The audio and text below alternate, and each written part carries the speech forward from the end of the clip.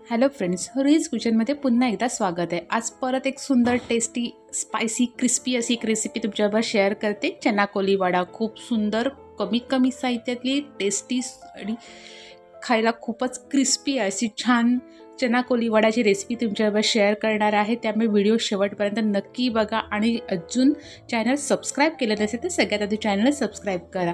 करूया आपल्या चना कोली वड्याला सुरुवात।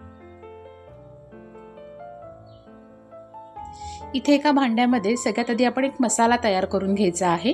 त्यासाठी इथे मी 4 ते 5 टेबलस्पून तेल घेतलेलं आहे।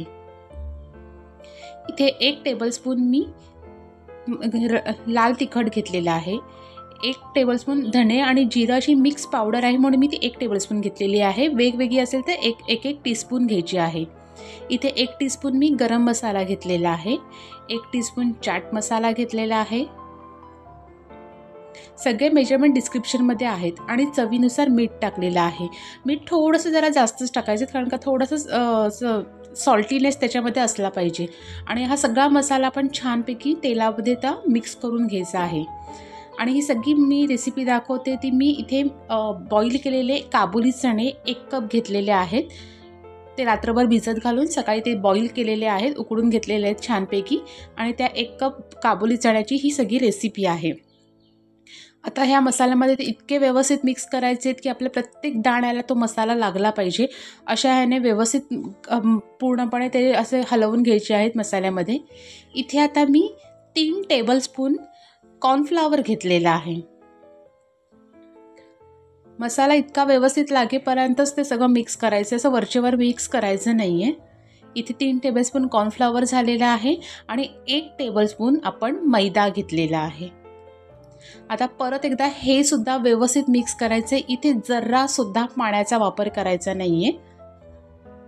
हे पूर्णपणे इतकं व्यवस्थित हळूहळू सगळं मिक्स करायचं, एकदम जोरजोरात करायचं नाही कारण का आपला चणा असतो, काबुली चणा असतो, तो शिजलेला असतो, थोडासा नरम असतो, त्याच्यामुळे तो हळूवार पद्धतीने हे सगळं मिक्स करायचं आहे। फक्त मिक्स करताना प्रत्येक दाण्याला प्रत्येक मसाला आपला कॉर्नफ्लॉवर व्यवस्थित लागला पाहिजे।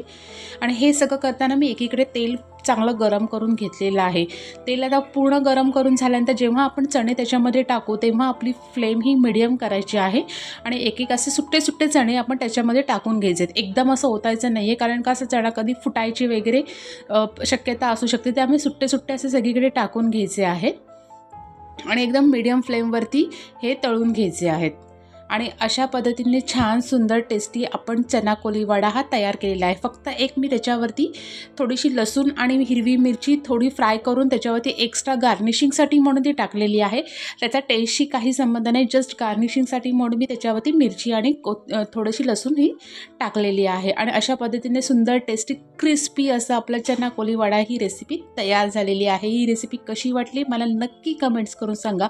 कमी साहित्यातली सुंदर क्रिस्पी अशी रेसिपी तुम्हाला आवडली असेल तर नक्की मला सांगा आणि नवीन रेसिपीसोबत भेटूया आता।